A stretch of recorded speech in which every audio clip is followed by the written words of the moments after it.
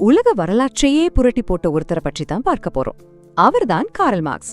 இந்த பேரை நாம கண்டிப்பா எங்கேயாவது எப்படியாவது கடந்திருப்போம் இல்லையா?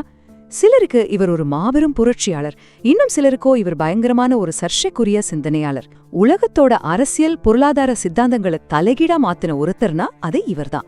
கொஞ்சம் யோசிச்சு பாருங்க, அவர் பிறந்து கிட்டத்தட்ட 2 நூற்றாண்டுகள் ஆயிடுச்சு.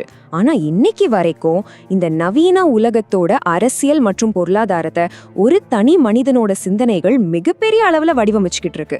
பாத்தீங்கன்னா 1818ல ஜெர்மனியோட ட்ரேயர் அப்படிங்கிற நகரத்துல ஒரு நடுத்தர வர்க்க குடும்பத்துல தான் இவர் பிறக்கிறார். ஆரம்பத்தில இருந்தே தத்துவம் மேல அவருக்கு ஒரு அலாதியான ஆர்வம் இருந்துச்சு. அதனால சட்டம் அப்புறம் தத்துவம்னு ரொம்ப ஆழமா படிக்க ஆரம்பிச்சார். இந்த கல்விதான் பிற்காலத்துல அவர் உலகத்தையே மாற்ற அளவுக்கு ஒரு புரட்சிகரமான ஐடியாக்களை உருவாக்குறதுக்கு ஒரு பெரிய அடித்தளமா அமைஞ்சது. அவர் படிச்சுக்கிட்டு இருந்த அந்த காலகட்டத்துல ஐரோப்பா முழுக்க தொழில் புரட்சி ரொம்ப வேகமா நடந்துகிட்டு இருந்துச்சு. நிறைய ஃபேக்டரிகள் வந்துச்சு. ஆனா அங்க நிஜமா என்ன நடந்துச்சு தெரியுமா? ஆயிரக்கணக்கான தொழிலாளர்கள் தினமும் பல மணி நேரம் கொத்தடிமைகள் மாதிரி கஷ்டப்பட்டு வேலை செஞ்சாங்க.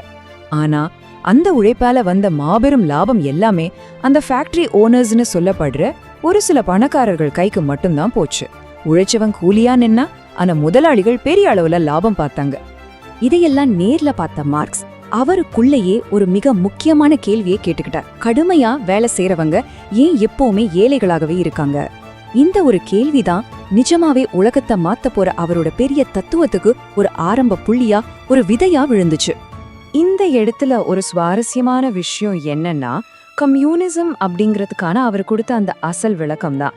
அதாவது ஒரு சமூகத்துல இருக்கிற செல்வமும் அதிகாரமும் ஒரு சில பணக்காரர்கள் கிட்ட மட்டும் எப்பவுமே முடங்கி கிடக்க கூடாது.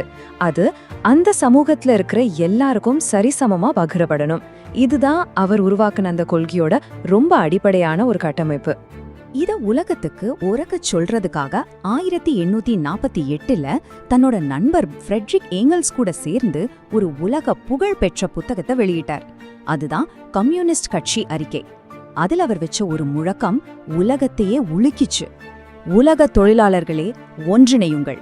இழப்பதற்கு உங்கள் அடிமை சங்கிலிகளை தவிர வேறெதுவும் இல்லை அப்படிங்கிற இந்த வார்த்தைகள் சாதாரண மக்கள் கிட்ட ஒரு காட்டு தீ மாதிரி பரவிச்சு. அவரோட சிந்தனைகள் வெறும் புத்தகத்தோட நின்னுடலங்க, அது நிஜ உலகத்துல ஏற்படுத்தின தாக்கம் ரொம்ப ரொம்ப பெருசு.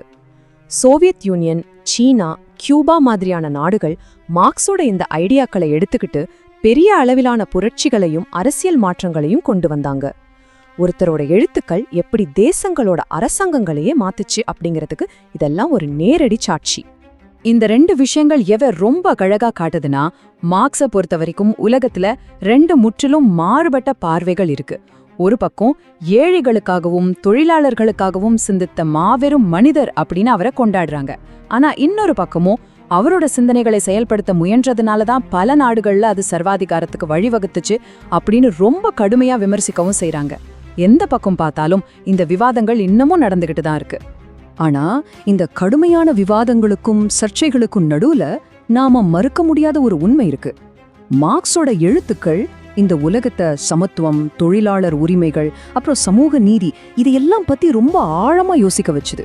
இன்னைக்கு நாம பாக்குற பல தொழிலாளர் உரிமைகளுக்கு அவர் அன்னைக்கு எழுப்பிய அந்த குரல் ஒரு மிக முக்கியமான காரணம்னு நிச்சயமா சொல்லலாம். கடைசியா நாம யோசிக்க வேண்டிய ஒரு முக்கியமான கேள்வி இதுதான். 2 நூற்றாண்டுகளுக்கு முன்னாடி வாழ்ந்த ஒருத்தரோட எழுத்துக்கள் இன்னைக்கு வரைக்கும் எப்படி உலகத்தோட அரசியல் பொருளாதார விவாதங்களை ஆக்கிரமிச்சு தீர்மானிச்சுக்கிட்டு இருக்கு? மனித வரலாற்றுல அவர் ஏற்படுத்தின அந்த அழியாத தாக்கத்தோட பிரம்மாண்டம் என்னன்னு இதை வச்சே நாம புரிஞ்சுக்கலாம். நீங்க என்ன நினைக்கிறீங்க?